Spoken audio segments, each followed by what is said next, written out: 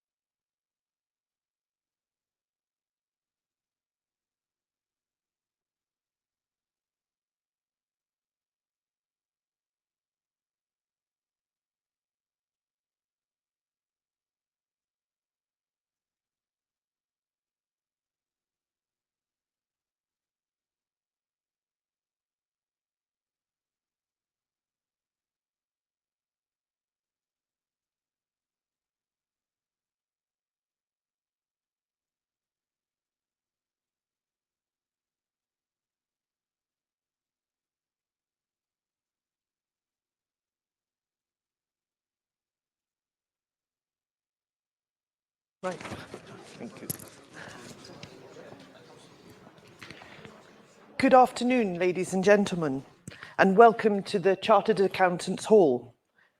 It's now 12 noon and time to commence our 135th Annual General Meeting, and a very welcome to those in the room and those also joining us online. Can I just check first, can you all hear me? Good. If at any time you can't hear me or any other speaker, please let us know and we'll get it sorted. The Company Secretary has advised that a quorum of members is present, and accordingly I declare the meeting open. First of all, I'd like to introduce you to the board, and you can find brief details relating to each director on page 45 of the annual report. On my right is Nick Bannerman, next to him Graham Aldroyd and Randeep Grewal. On my left, Ian Ridge, the Company Secretary, Joe Dixon, Senior Independent Director and Chairman of the Audit and Management Engagement Committee, and Bulbul Barrett. Before the formal business of the meeting, I'd like to begin by explaining the format of the meeting. In a moment, our lead fund manager, Nish Patel, will give you an update on the company's performance and talk about prospects in more detail. You'll then have the chance to answer questions on his presentations, the annual report and financial statements, the resolutions in the notice of the meeting, and any other relevant matters shareholders wish to raise. As you will know, Nish took over the lead manager role from Peter Ewins at the start of May, and Peter has now retired. Peter had been the lead manager since 2005, and we are extremely grateful for his contribution and wish him a long and happy retirement. On completion of the meeting, I would like to invite those here in person to join the directors for refreshments, when you'll have the opportunity to meet with us and discuss, and Nish, and discuss issues more informally. Now I'd like to invite Nish to come up and make his presentation.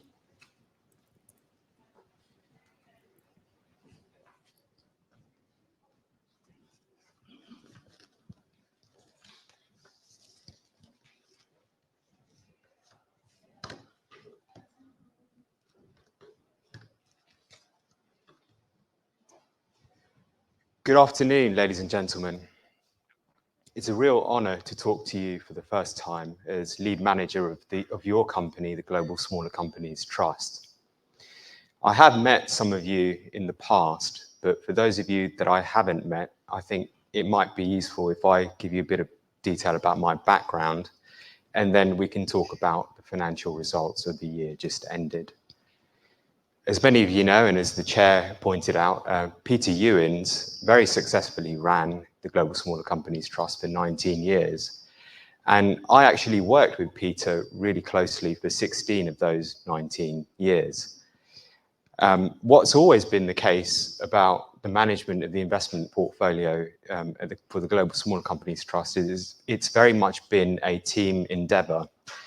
And I'm very happy that my colleagues are sat here in the front row here today. And I've worked with most of my colleagues for a really long time.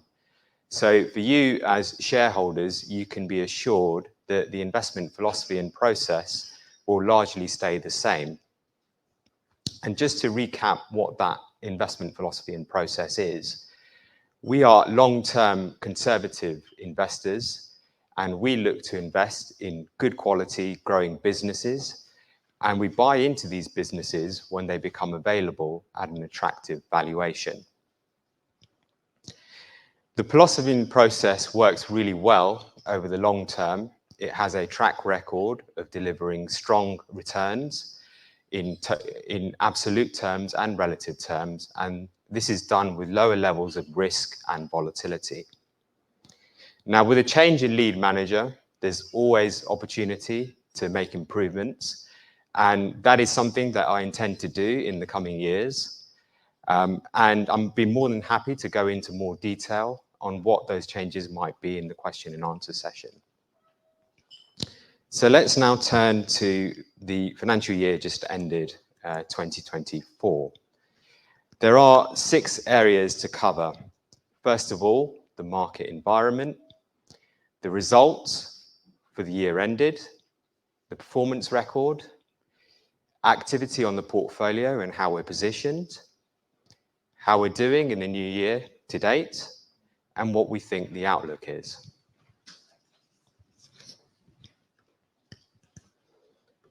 To give you some context, I think it's always good to discuss what the market environment was like over the financial year just ended. It was a challenging period for smaller companies in general. North America and the technology sector were really strong parts of the market, whilst other parts of the market lagged. And what that meant was that there was significant differences in valuations across the different geographies and sectors, with North America and technology valuations expanding significantly. Inflation's been a real problem for the last 3 years or so, but pleasingly, during the financial year, it looked like, excuse me, inflation had peaked. Services inflation has been particularly stubborn, and the labour market has been stronger than expected. And that meant that interest rate cuts were delayed. Many thought that at the beginning of the financial year that there would be interest rate cuts, but they were delayed because of these 2 factors. The economy was surprisingly resilient. At the beginning of 2023, many people thought that we would slip into a recession, but actually growth was better than expected.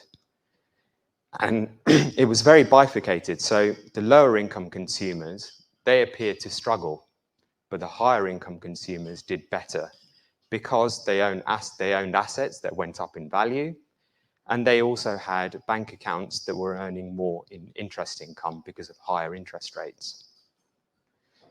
It's been 4 years since the start of the COVID pandemic, and it's really surprising because even though it's been 4 years since the start, some of the companies are still feeling the effects from this. Namely, they are still being impacted by distortions in trading patterns because of stocking up and then destocking. Geopolitical risks still remain very elevated. And during the year, very sadly, the war in Ukraine continued. War broke out in the Middle East. And of course, we had several elections. Towards the end of the financial year, what we did notice was that some complacency did enter into the markets. Some of the companies that we typically don't really invest in, such as speculative businesses or loss-making businesses, they started to do quite well during the end of the financial year.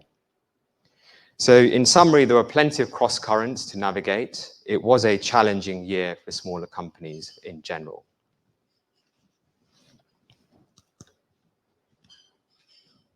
Turning to the financial highlights for the 12 months ended the 30th of April. The NAV of the Global Smaller Companies Trust was up by 9%, and this was slightly behind the benchmark increase of 11.3%. And I'll talk a bit about why that was from a stock-specific level. Encouragingly, performance really did pick up in the second half of the financial year after a difficult start. The share price of the Global Smaller Companies Trust was up by 12.7%. And what this implies is that the discount of the trust narrowed from 13% at the start of the year to 10% at the end of the year. Part of the reason why the discount narrowed over the financial year was we were much more active on share repurchases. We indeed bought back 30 million shares during the financial year just ended. That compares to just under 25 million shares in the prior year. You can see on the chart here on the slide that the discount, this shows the discount over 10 years, and the Global Smaller Companies Trust, which is the dark blue line, it's seen its discount narrow significantly, especially towards the end of the financial year, and it has narrowed more than the wider investment trust universe, as shown by the grey line. We do take our responsibility to shareholders very seriously when it comes to the discount. We do have a goal of trying to achieve a 5% discount in normal market conditions. We are still short of that goal, so we will continue to buy back shares, and we will continue our efforts on marketing and other initiatives in order to narrow the discount further till we reach our goal.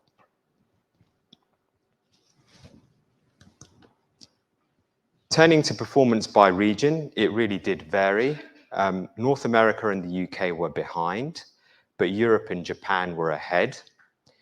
The rest of the world was behind, but it is worth noting that we do hold 2 investment trusts within the rest of the world, part of the Global Smaller Companies Trust.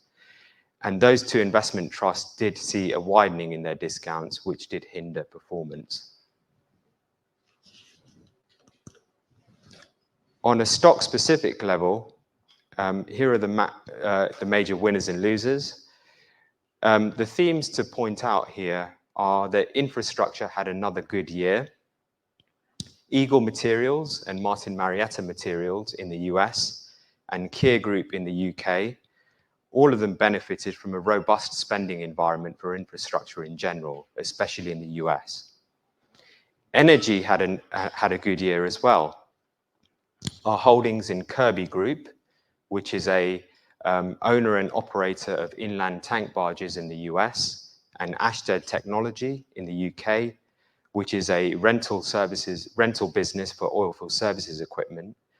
Those companies did really well during the financial year. And it was another year of progression for our growth businesses. These are businesses that deliver high returns on invested capital and have plenty of runway for future growth.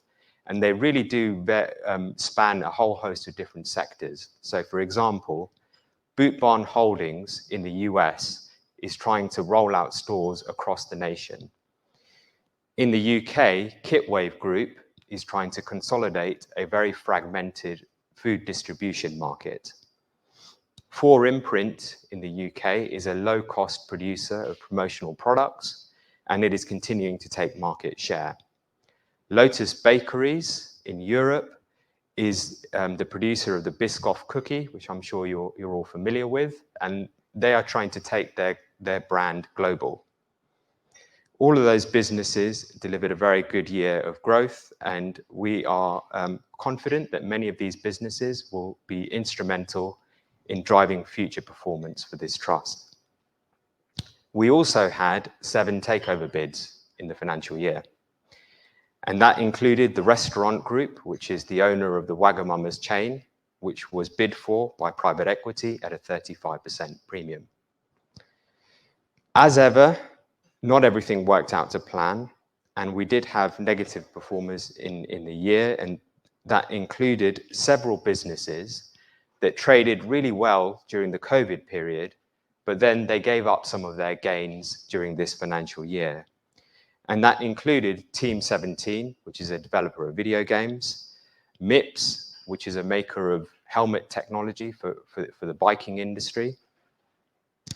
And another point to note is that there was a lot of destocking as well across several different sectors.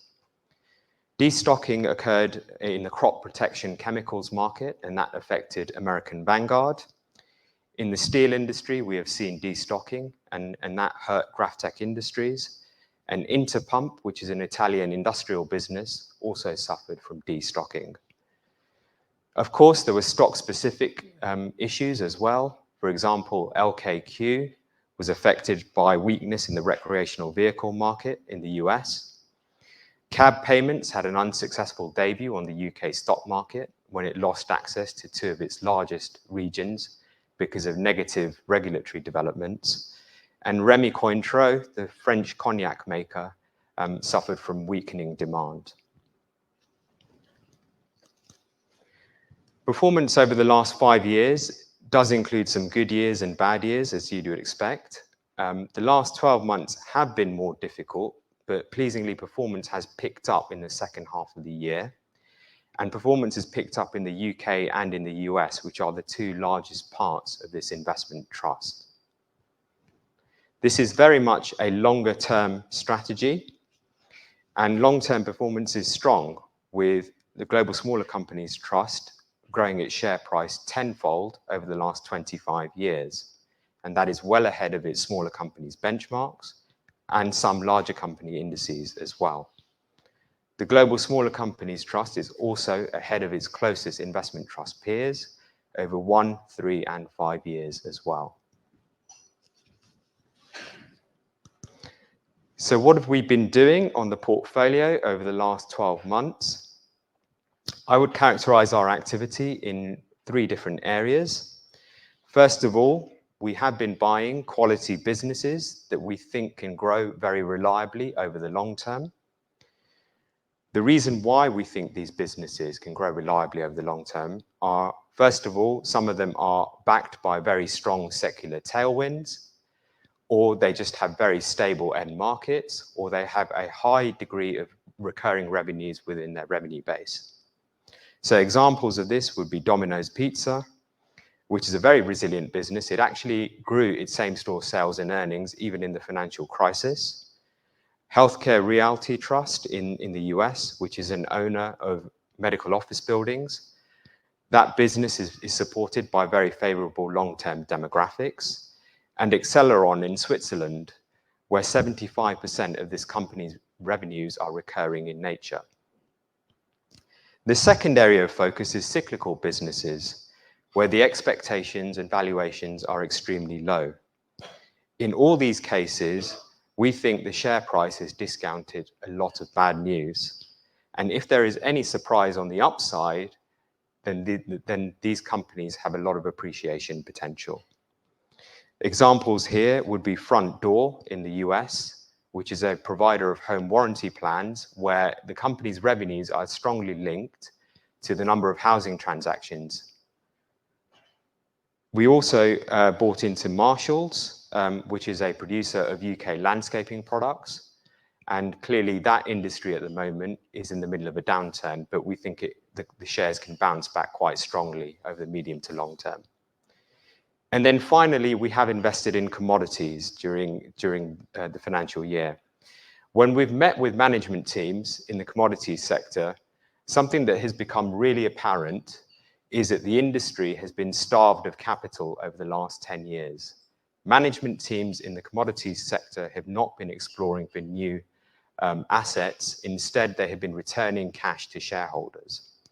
And as a result of the supply being constrained, we think that the returns for these businesses within this sector will improve because of this declining supply situation.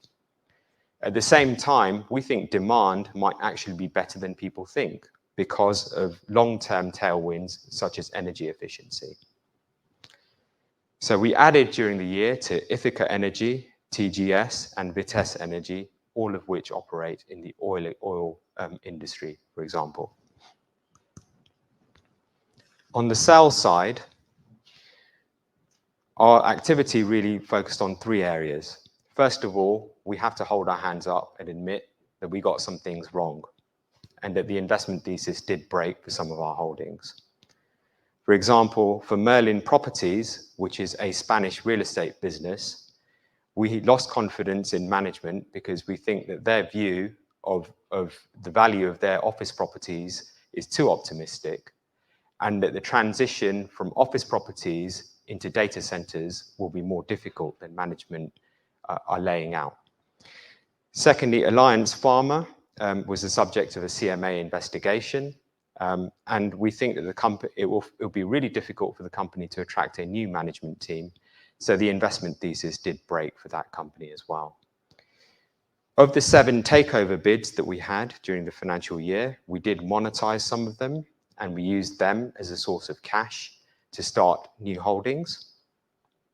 And then finally, we were not afraid to take profits or to sell businesses that we think became overvalued or where the valuation became fair in the case of cyclical businesses.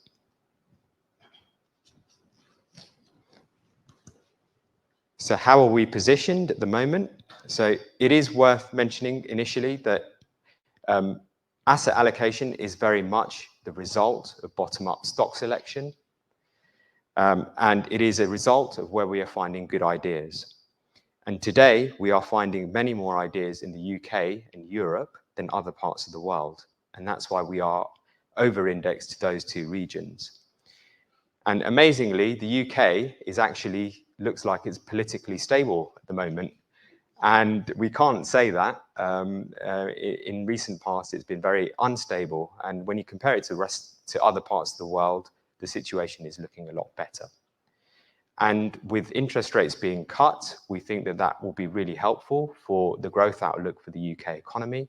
And as the new government does enact and put into place its agenda to grow, that will be helpful for the companies within the UK market. In North America, we are finding the valuations more demanding. We are finding fewer companies to invest in that meet our criteria. And at the same time, the economy does look like it's coming off the boil after a lot of stimulus that was put in place. From a sector perspective, we are different to other funds in the sense that we are more diversified by sector. A lot of funds that you see out there in the marketplace today have heavy weightings in technology and healthcare, but we have found good ideas in a whole host of different sectors. Over the last 12 months, our weighting in industrials has gone up. And part of the reason why that is that we have found really good ideas there because the sector is quite out of favor. A lot of the destocking that I talked about earlier has impacted the share prices of many industrial businesses, and the valuations look attractive there. Over the long term, we think that the industrial sector can benefit from a number of different tailwinds behind it. For example, energy efficiency, spending on infrastructure, and reshoring are all helpful trends for the industrial sector. In the real estate sector, we have increased our weighting there. We have bought businesses that we think will be beneficiaries of lower interest rates.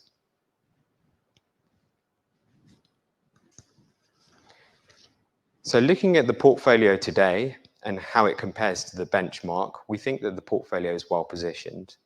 And I'm sure you'll appreciate that the data in smaller companies can be very messy. There are many smaller companies that are loss-making.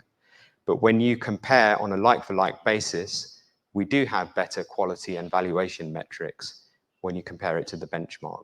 Quality, as measured by gross margin, operating margin, return on equity, and leverage, and valuation as measured by price-earnings ratio and dividend yield. So we can look forward with confidence that we have got the right portfolio. When it comes to the new financial year to date, it is still early, and the data here runs from the end of April till last week. The NAV of the Global Smaller Companies Trust is down by about 0.9%, which is roughly in line with the benchmark. And the share price is up by 0.8%. So again, that theme of narrowing of discount has continued.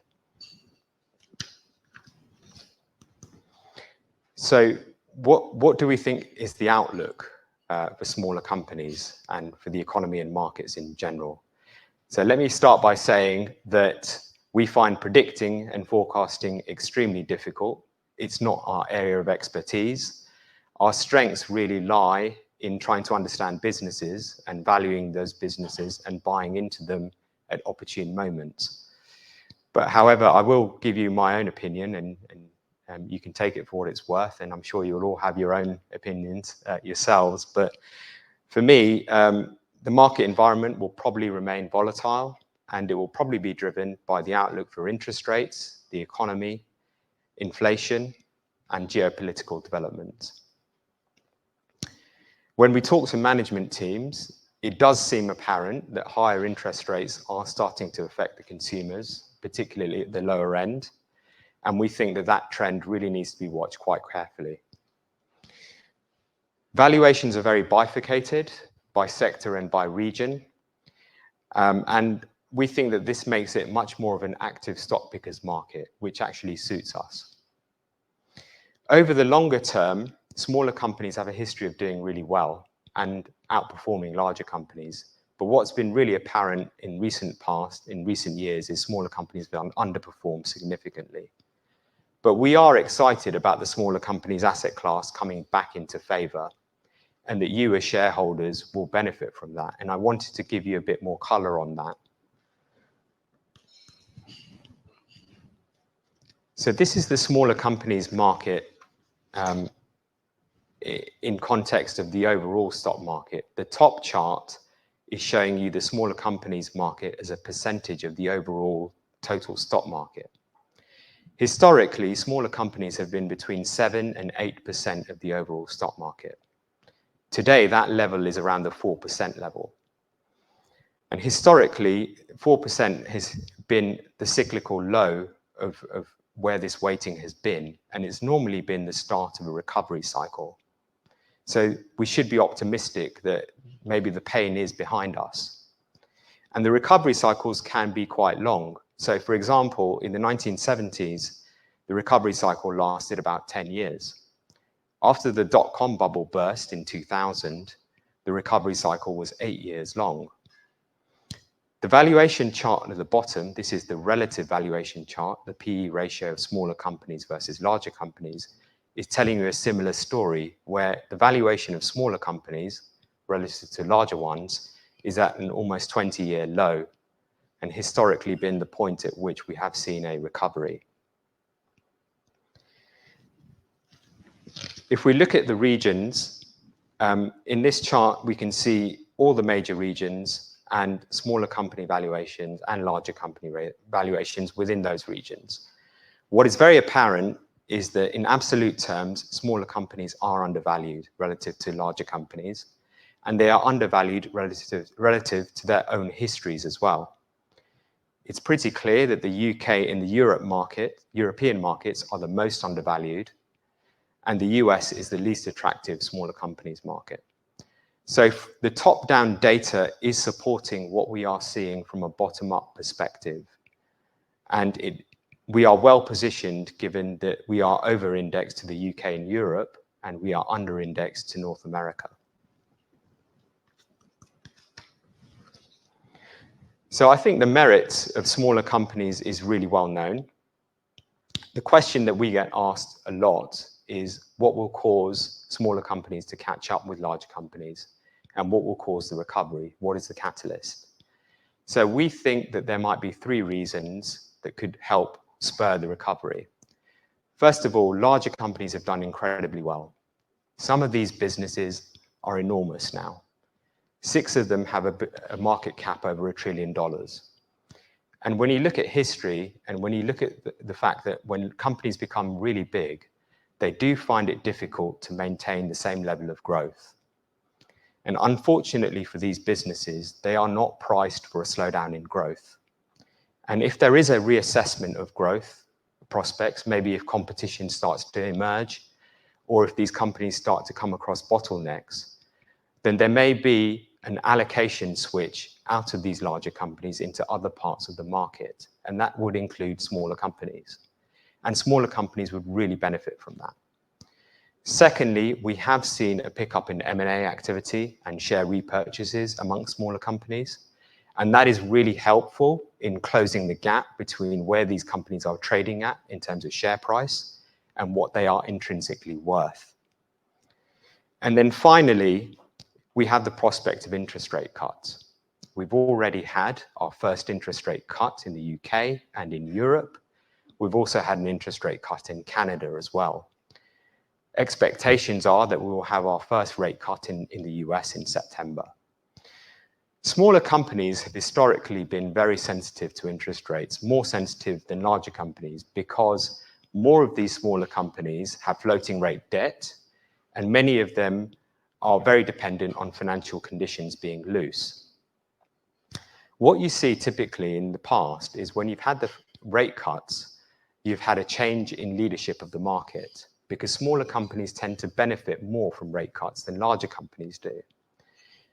If you look at the data going back to the 1950s, in the first 12 months after the first interest rate cut, we have seen smaller companies outperform larger companies by about 10 percentage points in the first 12 months.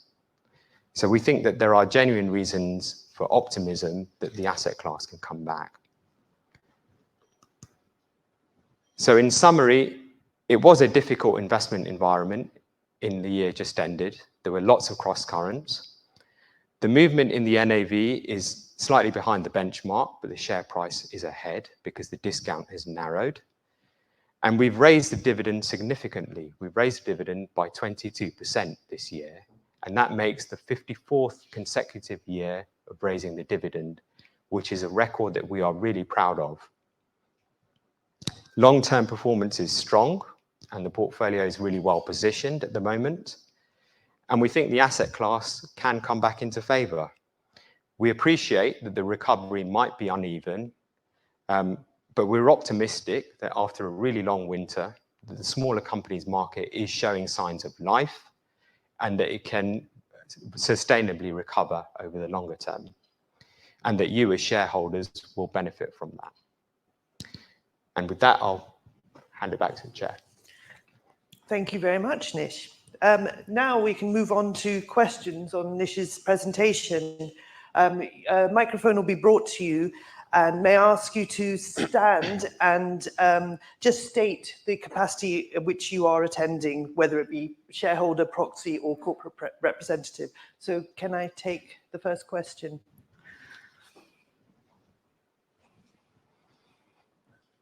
Richard Dennis, a private shareholder. Thanks very much for the informative presentation. Can I ask you to define what secular tailwinds are? And further to that, how do you spot them? And can you take advantage of them in the portfolio ahead of your competitors? I think we can define secular tailwinds as long-term advantageous trends in the marketplace that will help to propel some of these businesses and the earnings of these businesses. So, for example, demographics is a secular tailwind where an aging population will perhaps increase the earnings prospects of companies that are related to aging populations, such as healthcare. So that's a definition of a secular tailwind. How do we spot them? Well, I think it's the same way that I guess most of our spot trends in general is just by reading through industry press and the news and seeing what the companies tell us. We don't have a particular edge in investing in these secular tailwinds ahead of our competitors, but we are aware of them. And it is important to incorporate the valuations of the businesses that we're looking at and whether they have perhaps been a bit too optimistic about the secular tailwind that might be driving that particular industry or company, because we don't want to invest in a company that has got fabulous growth prospects, but maybe the valuation has already taken that into account. Thank you. Next question.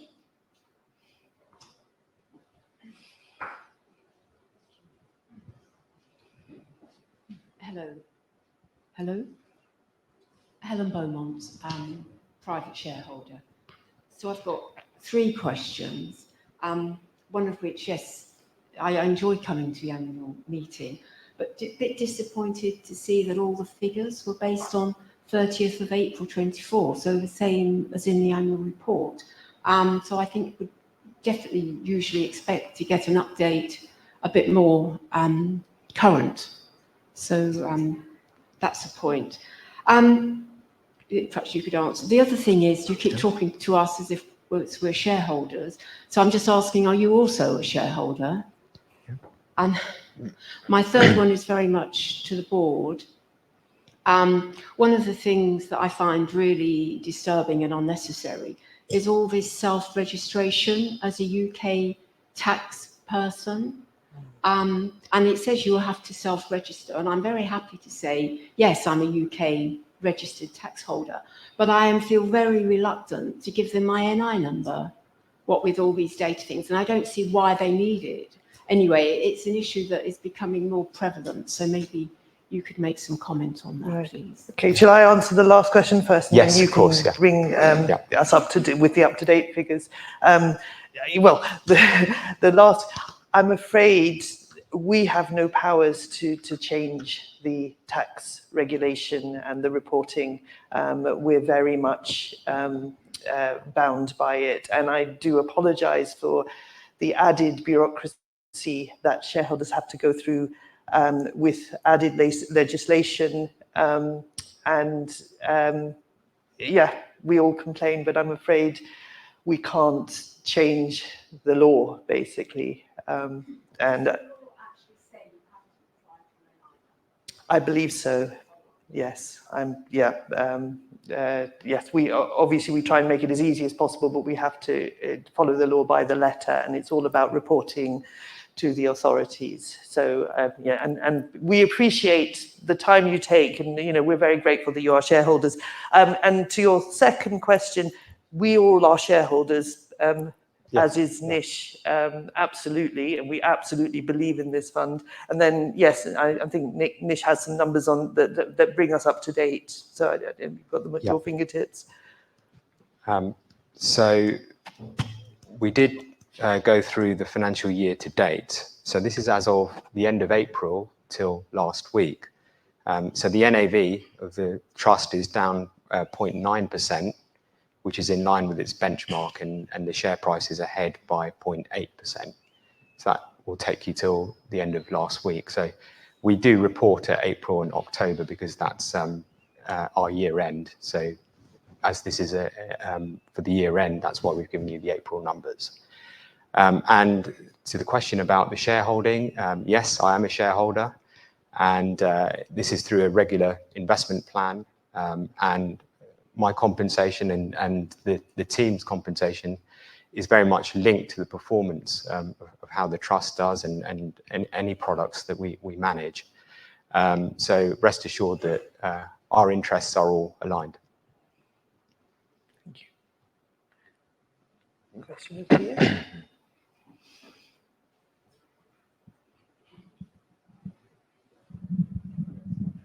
John Burke, private shareholder and former financial journalist. You have twice mentioned, I quote, geopolitical risks, and you are not the first investment trust to do this. This may be a silly question, but because I think this is overriding, would you like to elaborate? Would you like to be specific what those geopolitical risks are? So sadly, we do live in an uncertain world, and we have seen conflict break out in the Ukraine a few years ago, and in the Middle East as well. And those conflicts have potential to develop further in a negative way. So these are risks that we worry about. We worry about election results. We've, of course, this year, I think almost half of the world's voting populations had an election this year. And that creates uncertainty. And we obviously have an election in November in the US. So these are things that we generally do concern ourselves with. We do focus a lot on the companies themselves and how they will do in a variety of different environments, because we can't really predict what way that geopolitics is going to trend, but is something that we are very wary of.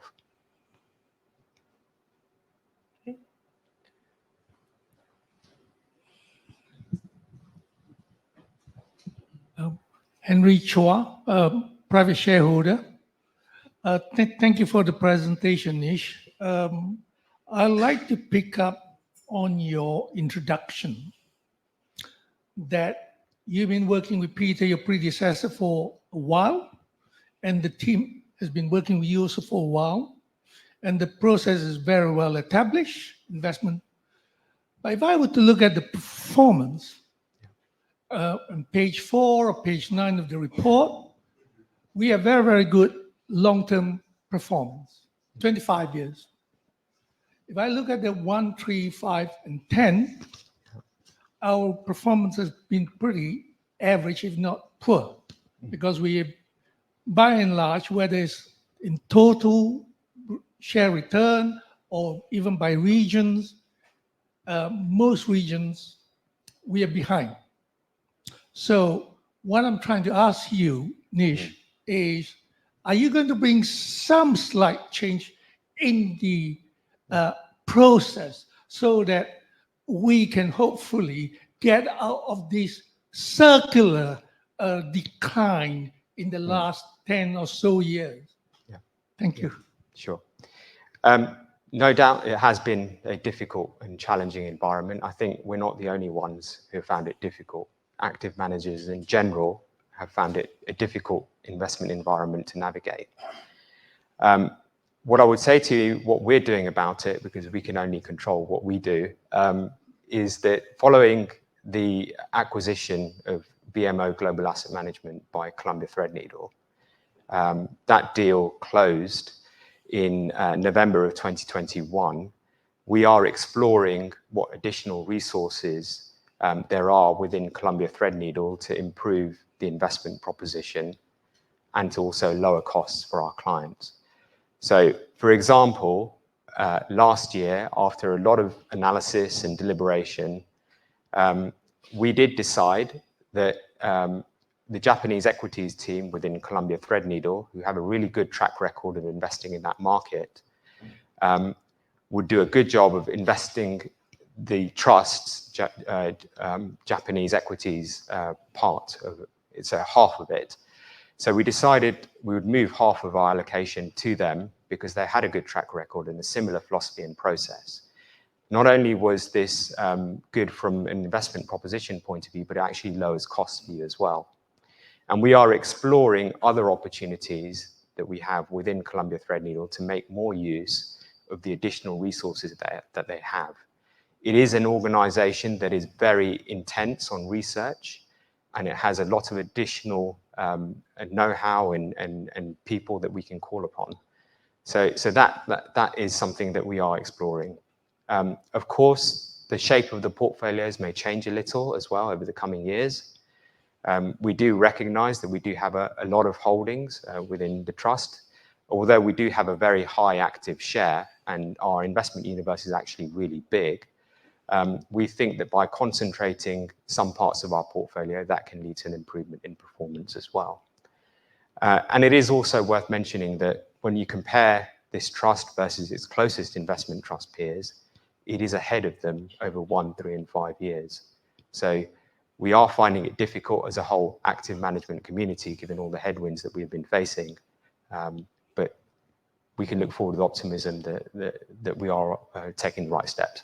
Can I just add, as a board, I think you're doing the fund managers a slight disservice in that they're behind the benchmark, and as a board, we give the fund manager a benchmark to perform against.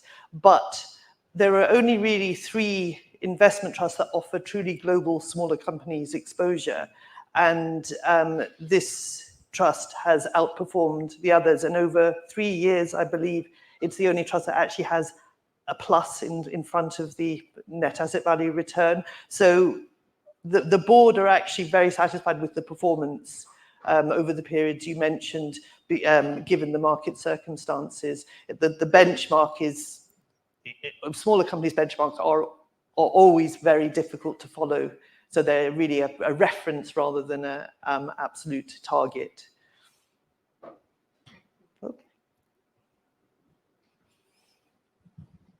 Thank you. I've just got 2 questions.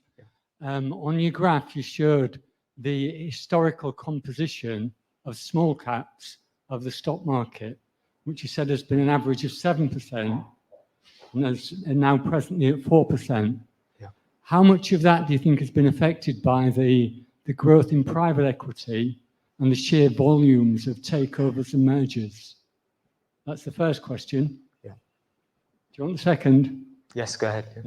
Yeah. The second is, present we've got huge amounts, record amounts of global debt, which means it's very unlikely that interest rates will drop down to previous levels or anywhere close to that.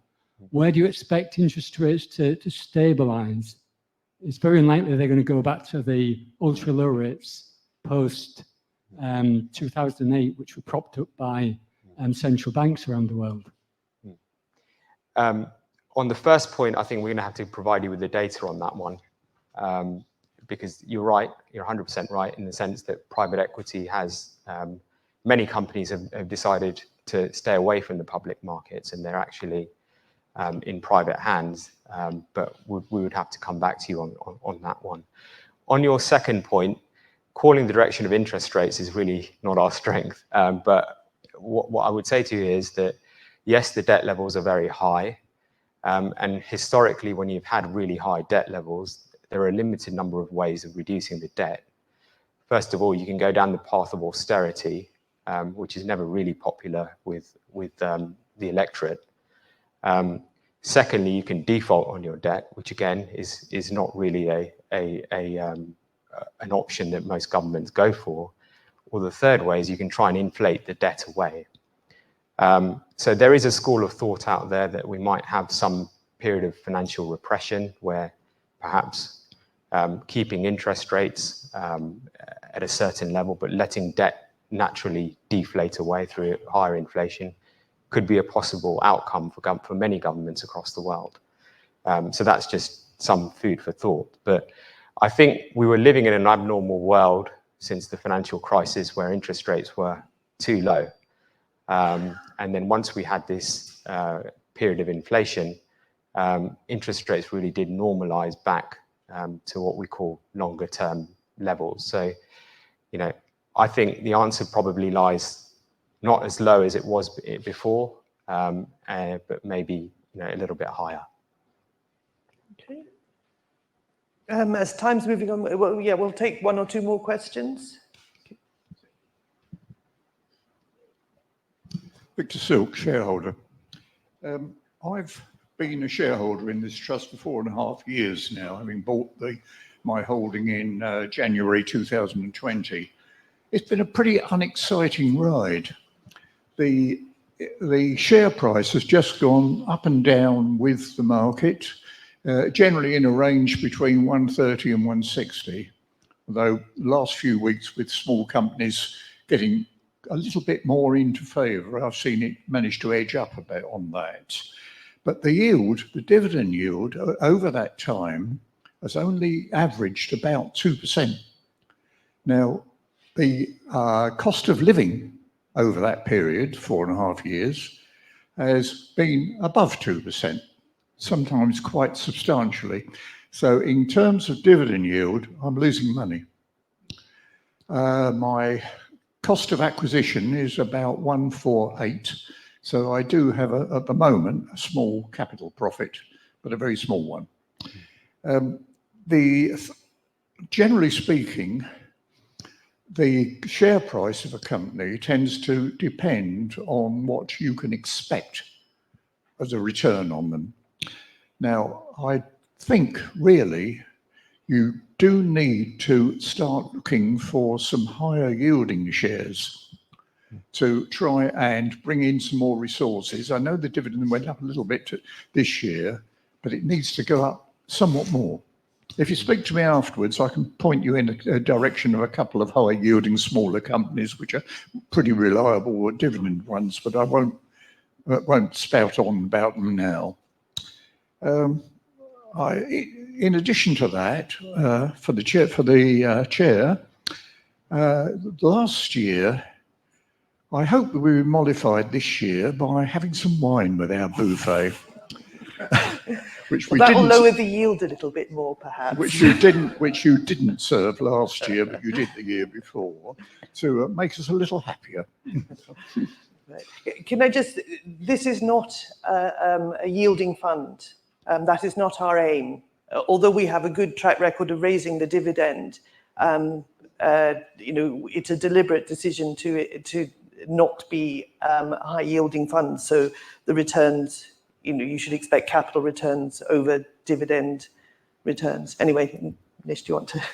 Yeah, I'd echo that point. Yeah. That we look at total returns, and this is not just a pure dividend fund.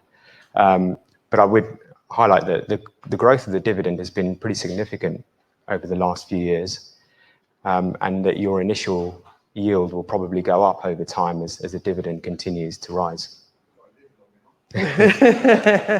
Well, I like your description of unexciting. I think that's a positive description in the investment world.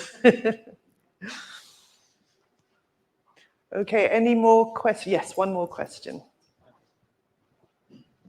Hi, I see 18% of our trust is invested in other trusts. Can you tell me how you go about selecting and rejecting those trusts? Of course, we pay a fee on a fee owning shares in other trusts. Yeah. Can you tell me how much of that is invested in India's smaller companies of those investments? So we do have collective investments for the rest of the world, part of the trust. And the reason why we do this is that that's a very specialist area of the financial markets. And you really do need infrastructure to do well from a stock picking perspective. You need to have presence on the ground. You need to understand the conventions, the accounting, and really know the management teams very well and be able to travel to those parts of the world. And we don't have that in-house for smaller companies. So we want to find the best managers who can do a good job in those particular regions, which is why we use collective funds. And the way that we select them is that we meet the managers, we understand their philosophy and process, and we want a philosophy and process that makes sense to us and that resonates with us, that's similar to other parts of this investment trust, and a long track record of performance, and a well-resourced team as well. So these are the sorts of things that we do. We also have help within Columbia Threadneedle in picking these funds from our multi-manager funds. And we even have, we can also ask, for example, the Asian equities team on what they think of holdings within these trusts and open-ended funds. We do own trust and open-ended funds in the collectives part. We do have exposure to India within those collectives. And that part of the world is growing very quickly because of demographics and spending on infrastructure. And so we do have exposure to that part of the world as well. Thank you. As there are no more questions, if I have your permission to continue with the formal business of the meeting. Thank you. A quorum is present and the notice calling the meeting is set out on pages 92 to 96 of the annual report and financial statements and has been in shareholders' hands for the statutory period. May I take this notice as read? Thank you. The report of the auditor, which was unqualified, is set out on pages 66 to 71 of the annual report and financial statement. May I take this report as read? Thank you. I would now turn to the 2024 annual report and financial statements. I have nothing further to add to the statements, and therefore, before proposing the annual report to the room, I would like to take any further questions from shareholders. No further questions? Thank you very much. I'll continue with the formal business of the meeting, therefore. The resolutions are set out in the notice of the annual general meeting on pages 92 to 96. May I take this notice as read? Thank you again. If you have any questions in relation to any of the 15 resolutions, can you please raise your hand now? No questions. Thank you. We will now proceed to the vote on the resolutions. As stated in the annual report and in accordance with the company's articles, voting will be conducted by way of a poll, which ensures that the votes of all shareholders are counted, whether or not they are able to attend the meeting today. I'm appointing Computershare, the company's registrar, to act as scrutineer. All of the resolutions and explanations are set out in the notice of annual general meeting and within the annual report. On a poll, each shareholder present in person by proxy or corporate representative has one vote for every share held. If you have already voted by appointing the chairman of the meeting as your proxy, then unless you wish to change your vote, you need not vote again in the poll, as your existing vote will be counted. If you have not voted and you wish to, please complete the poll card, which was given to you when you arrived, by writing your full name and address in block letters, making the appropriate cross next to each resolution, and signing the poll card where indicated. Please then return the card to the registrar at the end of the meeting. If you are here as a proxy for a shareholder, you should insert the name and address of the shareholder you represent and sign as proxy, adding below your signature and your own name in block letters. Corporate representatives should complete the poll card with the full details of the name of the company they represent and provide the registrar with a form of identification. I now propose formally that each of the resolutions set out in the notice of annual general meeting are put to the meeting. Resolutions 1 to 12 are ordinary resolutions requiring a simple majority of the votes cast to be passed, and resolutions 13 to 15 are special resolutions which require 75% of the votes cast to be passed. I now declare the poll formally open. The poll will close 10 minutes after the end of the meeting, which should allow sufficient time to complete your poll cards. If you have any questions or require any assistance, please speak to the registrar's representative who is at the back of the room. Shareholder proxies, either to me as chairman or other proxies in the room, are empowered to cast their votes on behalf of the shareholders who appointed them in the way they chose those shareholders instructed. It is a requirement to show the voting position on each resolution. Therefore, on the screen, you will see, hopefully, the proxy position as at 2 business days before the time of the meeting. Those figures will be revised to reflect any votes that are cast on the poll now. The results of the poll will be announced to the London Stock Exchange later today and a copy uploaded to the company's website. Now, I'd like to mention that Joe Dixon will retire as a director at the close of today's meeting. Joe was appointed in 2015, and I would like to take this opportunity to thank her for her service, contribution, and insights, which have been invaluable. We wish her well in the future.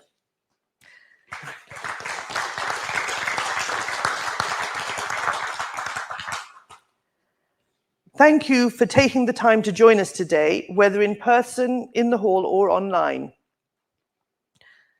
We appreciate your comments, observations, and your participation, and your very good, insightful questions, and any concerns you have, and we'll consider any concerns at our next board meeting and any issues that you've raised today. That concludes the formal meeting, formal business of the meeting today. Before you join us for refreshments, I'd be grateful if you could remain seated until the registrar has collected your poll cards. Thank you very much indeed.